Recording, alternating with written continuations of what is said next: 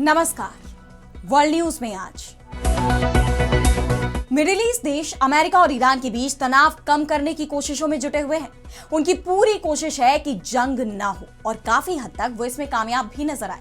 तुर्की में वार्ता की तैयारी चल रही थी कि अचानक ही अरब सागर में अमेरिका और ईरान आमने सामने आ गए।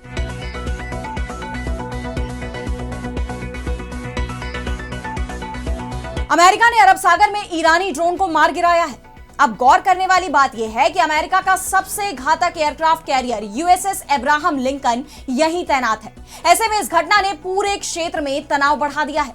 सवाल उठ रहे हैं कि क्या वार्ता से पहले ही अमेरिका ईरान में टकराव होने वाला है? तो क्या है मिडिल ईस्ट के मौजूदा हालात, इस पर हम करेंगे विस्तार से चर्चा। लेकिन आइए जरा उन खबरों को भी देख लें जिन पर आगे होगी बात। बलूच के लड़ाकों के आगे पाकिस्तानी सेना फेल। पाकिस्तान के रक्षा मंत्री आसिफ ने कबूला, उनके पास सेना से बेहतर हथियार। चीन ने अपने प्रोजेक्ट्स पर लगाई रोक। यूएई में त्रिपक्षीय वार्ता से पहले रूस का यूक्रेन पर बड़ा हमला। मिसाइल और ड्रोन से ऊर्जा सेक्टर को बनाया निशाना। अमेरिकी राष्ट्रपति ट्रंप ने भी कीव को दिया झटका। बांग्लादेश में एक बार फिर यूनूस सरकार और सेना चीफ में ठनी। चीफ ऑफ जनरल स्टाफ की नियुक्ति पर तकरार। उधर पूर्व पीएम शेख हसीना ने अपनी वापसी की बिछाई बिसात।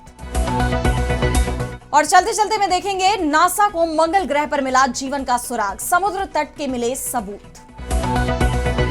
इन सभी खबरों पर हम विस्तार से करेंगे बात, लेकिन पहले एक नजर हेडलाइंस पर। चीन के बढ़ते समुद्री दबदबे को रोकने के लिए अमेरिका ने तुर्की से मिलाया हाथ। नौसैनिक जहाज निर्माण को लेकर दोनों देशों के बीच जल्दी हो सकती है डील। गजा पीस बोर्ड गठन के बीच फलस्तीन में बड़ा सियासी ऐलान। 1 नवंबर को होंगे नेशनल काउंसिल के चुनाव। पहली बार जनता चुनेगी पीएलओ की संसद के सदस्य। अमेरिकी राष्ट्रपति ट्रंप की टैरिफ धमकी के बाद झुका मेक्सिको। हर साल तय मात्रा में देगा अमेरिका को पानी। नए समझौते से मेक्सिको के उत्तरी राज्यों में आ सकता है पानी का संकट। उत्तरी जापान में भीषण बर्फबारी से बिछी सफेद मौत की चादर। 35 लोगों की गई जान। कई जगहों पर भारी भूस्खलन को लेकर अलर्ट जारी। तो अमेरिका और ईरान के बीच बातचीत शुरू होने से पहले ही पटरी से उतरती दिखाई दे रही है। बातचीत से पहले जंग की आहट सुनाई दे रही है। अमेरिका का दावा है कि ईरान के एक ड्रोन ने उसके aircraft carrier USS Abraham Lincoln को निशाना बनाने की कोशिश की है, जिसका जवाब दिया गया है। उसे मार गिराया गया है, जबकि ईरान ने इस पर अब तक कोई प्रतिक्रिया नहीं दी है। अमेरिका के सेंट्रल कमांड की तरफ से यह कहा जा रहा है कि अमेरिकी नौसेना के F-35C लड़ाकू विमान ने अरब सागर में ईरान के शाहेद 139 ड्रोन को मार गिराया है। अमेरिका का कहना है कि यह ड्रोन अमेरिकी aircraft carrier USS Abraham Lincoln की तरफ बढ़ रहा था। यह एयरक्राफ्ट कैरियर ईरान के तट से करीब 800 किलोमीटर दूर तैनात है और यह तय माना जा रहा है कि अमेरिका ईरान पर अगर हमला करेगा तो इस एयरक्राफ्ट कैरियर की सबसे महत्वपूर्ण भूमिका रहने वाली है इस हमले में। ईरान भी साफ कह चुका है कि अगर जंग हुई तो वो सबसे पहले इसी की समाधि समुद्र में बनाएगा। और अब ईरान ने अपनी ताकत भी दिखा दी है, क्योंकि ईरान ने अमेरिका की तरफ सिर्फ एक ड्रोन भेजा, जिसके पीछे अमेरिका को अपने सबसे बेहतरीन फाइटर प्लेन को उड़ाना पड़ा। ऐसे में अगर ईरान, जो पहले ही कह चुका है कि वो एक साथ 1000 ड्रोन से हमला करेगा, तो उसे अमेरिका के लिए रोकना कितना मुश्किल होगा। वैसे भी ईरान की तरफ से यह भी साफ कर दिया गया है कि उसने जो ड्रोन उड़ाए थे वो हमले के लिए नहीं थे, बल्कि वो जासूसी ड्रोन थे। इस ड्रोन का काम ईरान से सटे इलाकों में सैन्य गतिविधियों पर नजर रखना था और साथ ही real time data ground base तक पहुंचाना था। हमारे ड्रोन ने यह काम बखूबी किया है। हमने कई ड्रोन उड़ाए थे, जिसमें से एक का संपर्क हमसे टूट गया है। यानी ईरान ने यह नहीं कहा कि उसका ड्रोन अमेरिका ने मार गिराया है, लेकिन यह जरूर बता दिया कि ओमान सागर में अमेरिका क्या कर रहा है। ईरान ड्रोन के जरिए उसकी पूरी निगरानी कर रहा है। इस बीच अमेरिका ने यह भी दावा किया है कि ड्रोन अटैक की घटना के कुछ ही देर बाद ईरान की इस्लामिक रिवॉल्यूशनरी गार्ड कॉर्प्स यानी IRGC ने हॉर्मूज जलडमरू मध्य में एक अमेरिकी मर्चेंट शिप और एक अन्य व्यापारिक जहाज स्टेना इंपरेटिव को अपनी तेज रफ्तार नावों और मुहाजिर ड्रोन से घेर कर उस पर कब्जे की कोशिश की। अमेरिकी सेंट्रल कमांड के प्रवक्ता कैप्टन टिम हॉकिंस ने कहा कि इस पर इलाके में तैनात एक अमेरिकी गाइडेड मिसाइल डिस्ट्रॉयर ने जवाब दिया और फिलहाल वो उस कमर्शियल शिप को एस्कॉर्ट कर रहा है। ईरान और अमेरिका में बढ़ते तनाव के बीच ईरान ने अपने आसमान को फिर से यात्री विमानों के लिए बंद कर दिया है। ऐसे में जंग की आहट साफ साफ सुनी जा रही है। तो वहीं दूसरी तरफ अमेरिका के राष्ट्रपति डोनाल्ड ट्रंप जो दावा कर रहे थे कि हम ईरान से बातचीत करेंगे और अच्छी डील करेंगे, वो बातचीत भी अब पटरी से उतरती दिखाई दे रही है। अब वो बातचीत के लिए शर्तें रखने लगे हैं। उन्होंने कहा है कि समझौता तभी हो पाएगा जब ईरान अपना परमाणु कार्यक्रम पूरी तरह से बंद कर देगा, मिसाइल क्षमता भी सीमित करेगा, लंबी दूरी की मिसाइलें भी नहीं बनाएगा और जो उसके प्रॉक्सी संगठन हैं, जिसमें हिजबुल्लाह, हूती और हमास जैसे संगठन शामिल हैं, उनकी किसी भी तरह की कोई मदद ईरान नहीं करेगा। अमेरिका ईरान की इन सभी शर्तों को मानेगा तभी समझौता होगा, जबकि ईरान तो पहले ही साफ कर चुका है कि वो इनमें से एक भी शर्त नहीं मानेगा। यानी बातचीत को अमेरिका ने पहले से ही पटरी से उतारने की तैयारी कर ली है। बस ट्रंप एक बात कह रहे हैं कि हम बातचीत करेंगे, भले ही हालात कैसे भी हों, जिसके बाद यह भी कहा जा रहा है कि बातचीत की आड़ में अमेरिका सिर्फ वक्त बिता रहा है, जिससे वो ईरान की मजबूत घेराबंदी कर सके और साथ ही अपने डिफेंस सिस्टम की तैनाती भी तेजी से कर सके, जिससे जब ईरान पलटवार करे तो उससे वो खुद को बचा सके। और अब बढ़ते हैं अगली खबर की तरफ, जहां हम बात करेंगे पाकिस्तान की। तो पाकिस्तान में इस वक्त जबरदस्त बवाल मचा हुआ है। बलूच विद्रोहियों ने शहबाज सरकार के खिलाफ जो मोर्चा खोला हुआ है, उससे पार पाना मुनीर की सेना के लिए बहुत मुश्किल नजर आ रहा है। पाकिस्तानी सेना ने एक तरह से हाथ खड़े कर दिए हैं।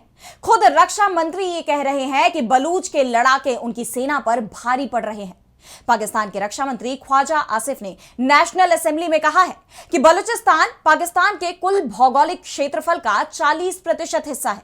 इतने विशाल इलाके पर पूरा नियंत्रण रखना लगभग नामुमकिन है।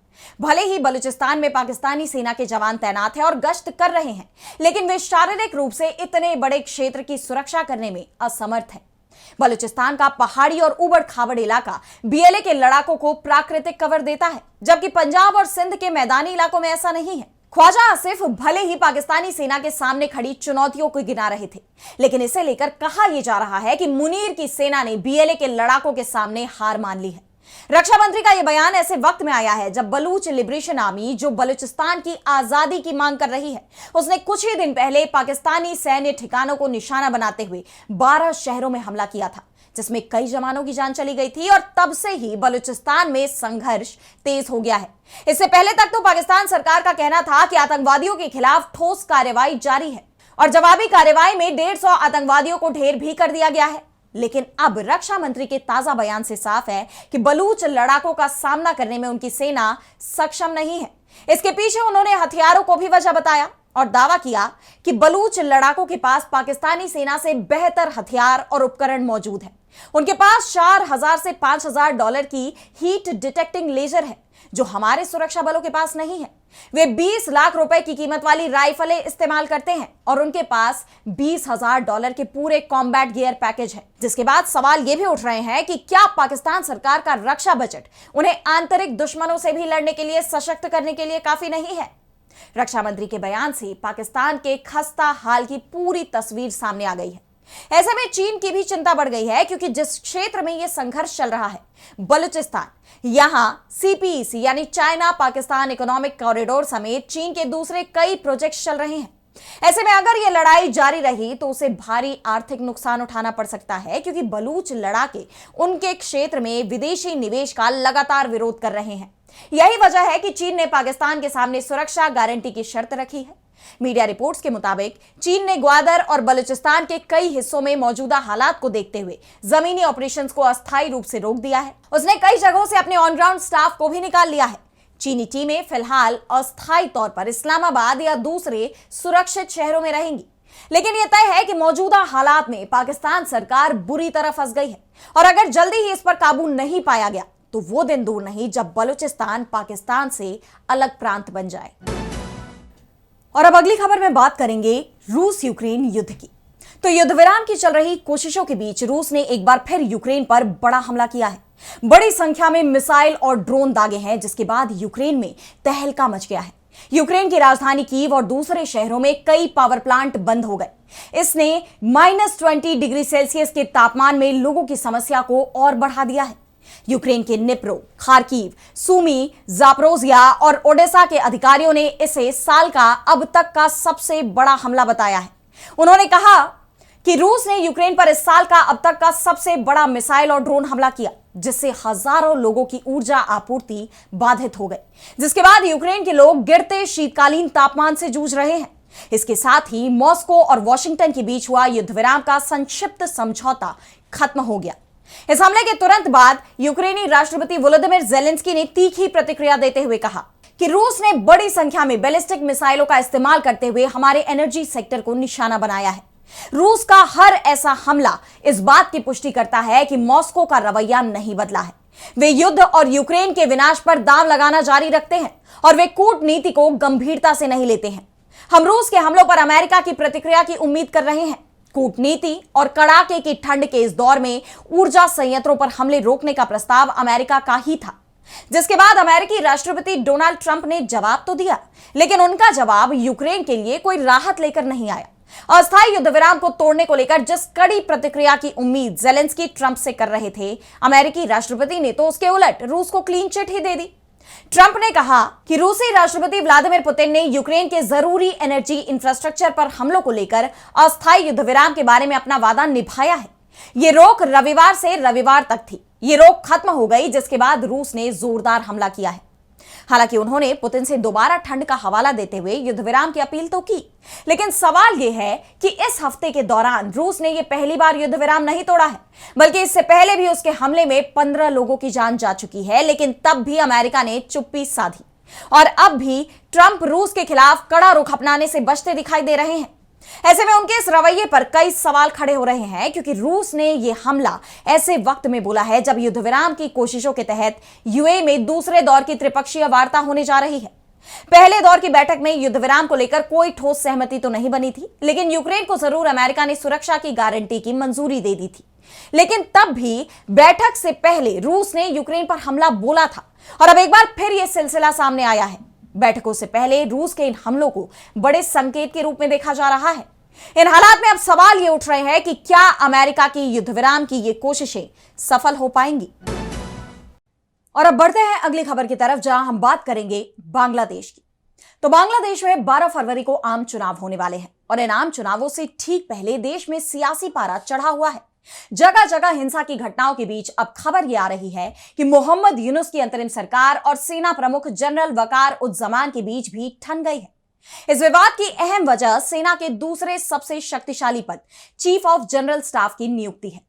दरअसल बांग्लादेशी सेना में चीफ ऑफ जनरल स्टाफ का पद बहुत प्रभावशाली माना जाता है। सेना का पूरा बजट, ऑपरेशन और रणनीतियां इसी दफ्तर से तय होती हैं। खास बात तो यह है कि मौजूदा सेना प्रमुख वकार उज़्ज़मान खुद इसी पद से प्रमोट होकर चीफ बने थे। परंपरा रही है कि जो चीफ ऑफ जनरल स्टाफ बनता है वही भविष्य में सेना की कमान भी संभालता है। 17 जनवरी को लेफ्टिनेंट जनरल मिजानुर रहमान शमीम के रिटायर होने के बाद से यह पद खाली पड़ा हुआ है। अब यूनुस सरकार चाहती है कि मेजर मीर मुशफ़िकुर रहमान को यह जिम्मेदारी मिले। मुशफ़िकुर को रक्षा मंत्री खलीलुर रहमान का करीबी माना जाता है, यानी वो यूनुस सरकार के करीबी हैं। लेकिन जनरल वकार उज़्ज़मान इस पद पर लेफ्टिनेंट जनरल मिजानुर रहमान को बैठाना चाहते हैं। आप जानते हैं कि जनरल वकार को पूर्व पीएम शेख हसीना का करीबी माना जाता है। इसीलिए तख्ता पलट के बाद बांग्लादेश में हालात ऐसे भी बने जहां सेना प्रमुख को भी हटाने की कोशिशें सामने आई। कई मौकों पर यूनुस सरकार और जनरल वकार आमने सामने दिखाई दिए।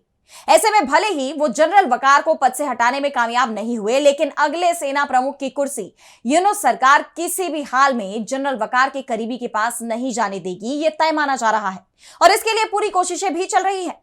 यूनुस सरकार का तर्क है कि मिजानुर रहमान अभी इस पद के लायक नहीं है। ऐसे में उनकी पूरी कोशिश है कि सेना के शीर्ष पदों पर अपने भरोसेमंद अधिकारियों को ही तैनात किया जाए। लेकिन यूनुस का सेना से यह सीधा टकराव बांग्लादेश की सियासत में बड़े बदलाव भी ला सकता है, क्योंकि बांग्लादेश का इतिहास रहा है कि वहां सेना बहुत ताकतवर रही है और कई बार तख्ता पलट भी कर चुकी है। ऐसे में यूनुस को कई बार सलाह भी दी गई कि सेना से उलझना उनके लिए खतरनाक हो सकता है।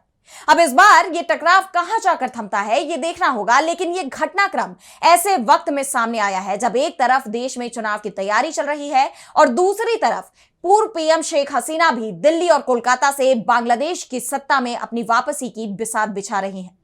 भले ही अवामी लीग पर इस चुनाव को लड़ने से बैन लगा दिया गया हो, लेकिन पार्टी नेता निर्दलीय चुनाव लड़ने की तैयारी में है। बताया यह जा रहा है कि तख्ता पलट के बाद कोलकाता में शरण लिए करीब 600 अवामी लीग के नेता लगातार शेख हसीना के संपर्क में हैं। बैठकों का दौर चल रहा है। प्लान तैयार हो रहा है कि यूनुस सरकार पर चुनाव के दिन और उसके बाद किस तरह दबाव बनाया जाए। कुल मिलाकर 12 फरवरी के चुनाव से पहले बांग्लादेश में सरकार बनाम सेना के मुद्दे और हसीना की वापसी की कोशिशों ने माहौल को बेहद गंभीर बना दिया है। और अब चलते चलते मैं बात करेंगे मार्स यानी मंगल ग्रह की।